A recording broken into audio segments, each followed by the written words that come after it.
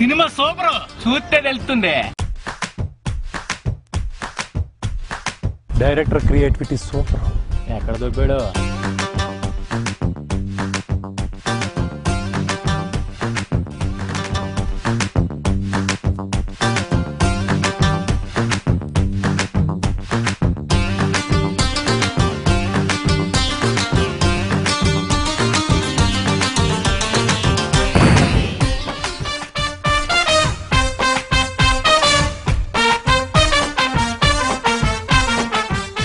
జేబులో 10 రూపాయలున్న ప్రతి వాడికి మార్కెట్లో ఇలాంటి కత్తి దొరుకుతుంది. కానీ దీన్ని పట్టుకునే సత్తా, తట్టుకునే ధైర్యం మార్కెట్లో దొరకవు. పుట్టుకతో రావాలి. అంటలేదు అంటలేదు అంటలేదు అంటలేదు. అహమ్మయ్య, చాలా కాలం నిజాన్ని ఒప్పుకున్నాడండి మావాడు. నేను నిజం ఒప్పుకున్నా. అవును, నువ్వే చెప్తున్నావు కదా నీ గొల్లంతా దోలని. బాబాయ్ అది నాడేలే కదరా. ఎవరిదో? మన మాస్ మహారాజా రవితేజ్ అది. ఓహో, ఏంటి మాస్ రాజా నుంచి మహారాజ్ వెళ్ళిపోయారు ఈయన? ఓకే, ఎందుకు ఏ సినిమా చెప్పాడు డైలాగ్? ఇప్పుడే ఎల్లో ఫ్లవర్స్ బ్యానర్ మీద అబ్బాయి పచ్చపూలు బ్యానర్ సూపర్ అబ్బాయి.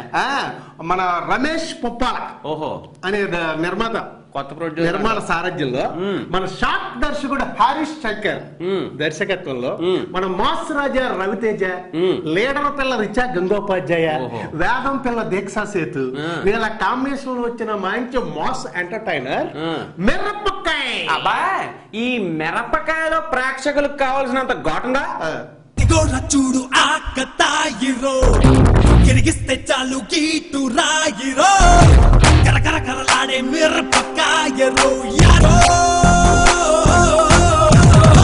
ఒళ్ళంతా తిమ్మిరి లేపే ఒంటరి గుంటరి ఆడుందో ఇల్లంతా తున్నుకుపోయే కన్నులు ఉన్నది ఆడుందో ఒళ్ళంతా తిమ్మిరి లేపే ఒంటరి గుంటరి ఆడుందో లైఫ్ అంతా లప్పుని వచ్చి కప్పని పెంచేదాడుందో. ఘాటు ఘాటు అంటే బెమ్మానమైన ఘాటు, మామూలు ఘాటు కాదు.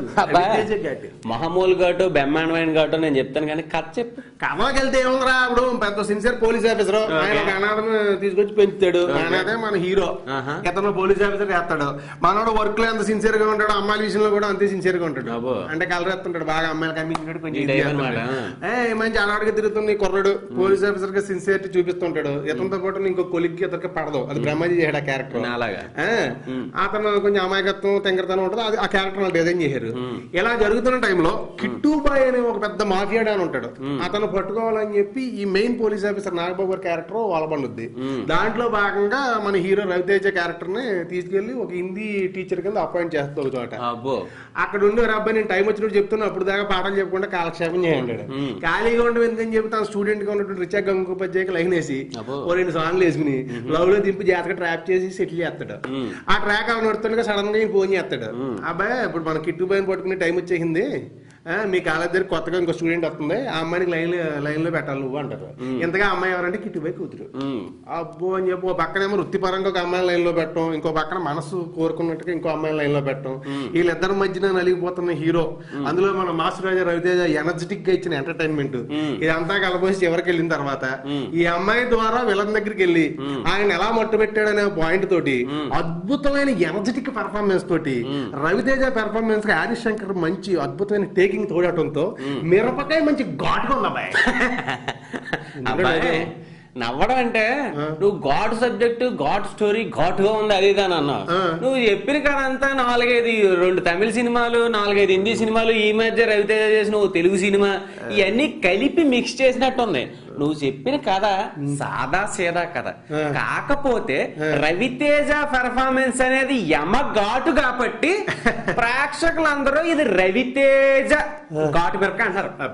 వైశాల్య ఐఎమ్ వెరీ వెరీ సారీ అంటున్నా ఇంకోసారి ఐఎమ్ సారీ.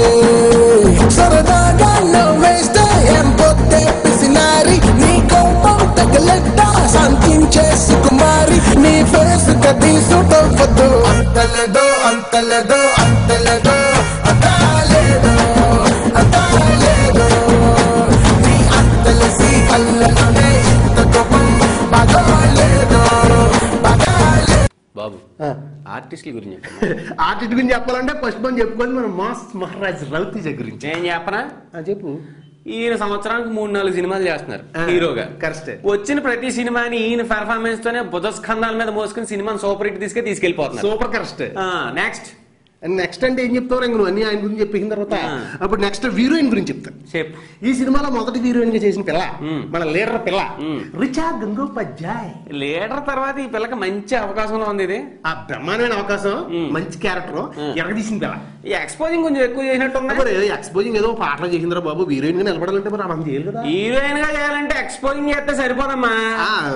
మరి రే ఏదో మరి తపను బాధలు పడలే మరి. సెకండ్ హీరోయిన్ గా మన వేదం సినిమాలో చేసిన పిల్ల ఉంది కదా, దీక్షసేత్ ఆ పిల్ల చేసింది.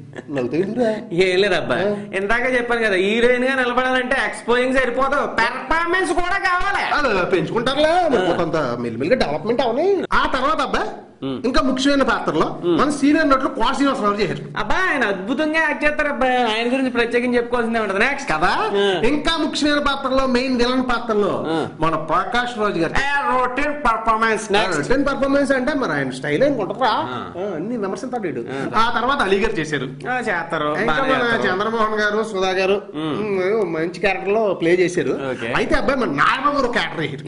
అబ్బా ఈ మధ్య బాగా యాక్టింగ్ ప్రొఫెషన్ గా పెట్టేసుకున్నారు, వేరే పనులు ఏమి లేవు. ఇంకా మనం ముఖ్యమైన పాత్రలో చెప్పుకోవాలంటే బ్రహ్మాజీరా. అబ్బా బ్రహ్మాజీ మంచి నటుడు, అందులోనూ రవితేజ కాంబినేషన్ అంటే ఎరగదీసి యాక్ట్ చేస్తాడు. చెప్పురా పాత్ర పరిపూర్ణ న్యాయం చేసాడు. ఆ తర్వాత చిన్న క్యారెక్టర్ ఉందా, డిఫరెంట్ క్యారెక్టర్ దోల్ నాగేశ్వరరావు క్యారెక్టర్ అని.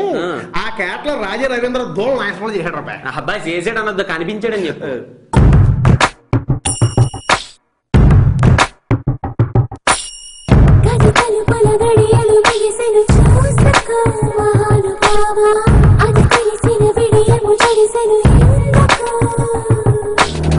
తలమున తలపుల అలజడి దేనికో గ్రహించలేవా, అరమరి కల తెర విడు అలికిడి పోసుకో తెలుసుకో.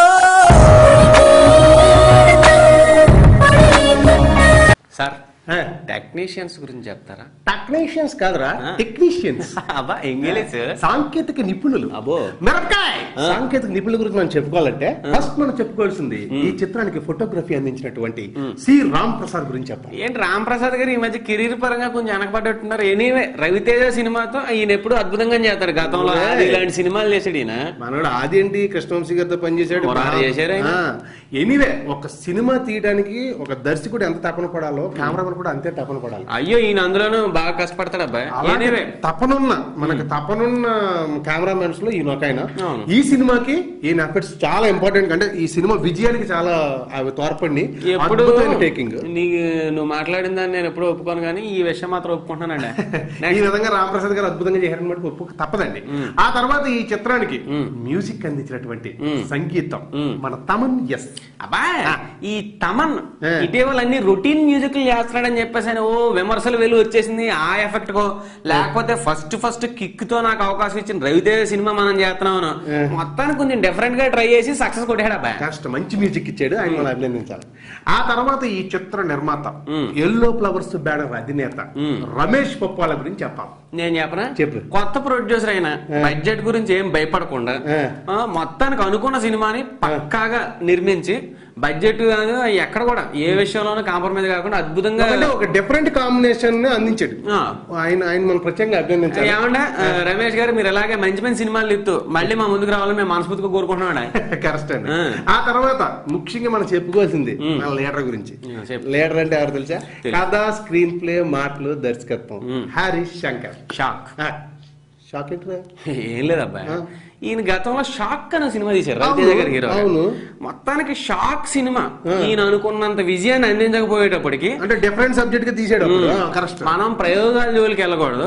రవితేజ గారికి ఒక మాస్ ఇమేజ్ ఉంది, దాన్నే మనం ఈసారి అద్భుతంగా ప్రొజెక్ట్ చేసి ఆ వేలోనే సక్సెస్ కొట్టాలని ట్రై చేసినట్టున్నాడు.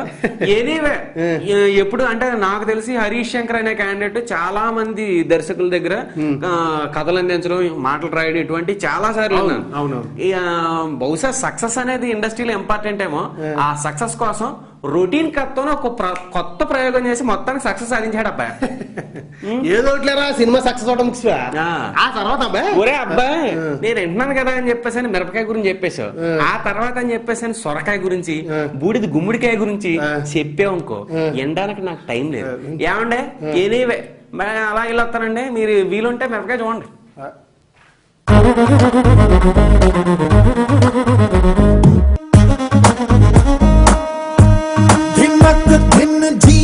నీకు దిల్ దియా నిన్నే ప్యార్ కియా పాగల్ హో గయా పిల్లా నీ వల్ల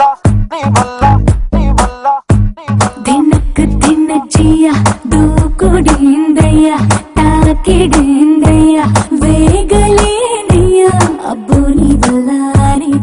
సో అదండి ఎల్లో ఫ్లవర్స్ బ్యానర్ మీద రమేష్ పుప్పాల్ నిర్మించిన సినిమా మిరపకాయ. మంచి సినిమా తీసే సత్తా, మంచి కాంబినేషన్తో తీసే ఒక దమ్ము ఉన్న నిర్మాతను నేను అని నిరూపించుకున్నాడు రమేష్ పుప్పాల.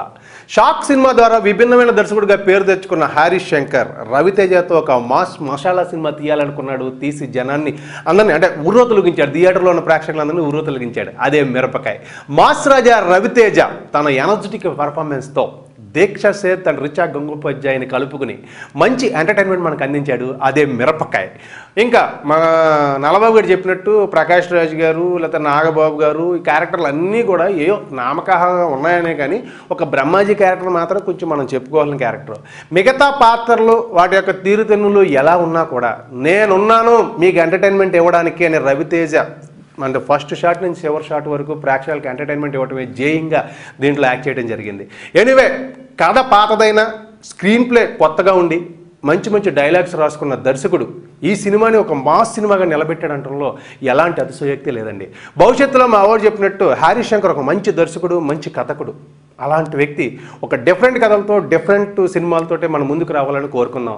అలాగే రవితేజ ఈ ఎనర్జీని ఇలాగే కొనసాగిస్తూ మరిన్ని మంచి ఎనర్జెటిక్ ఫిల్మ్స్ ద్వారా మనం ముందుకు రావాలని కోరుకుందాం. ఈ నిర్మాత ఇలాంటి మంచి మంచి కాంబినేషన్లతో మంచి సినిమాలు తీయాలని కోరుకుందాం.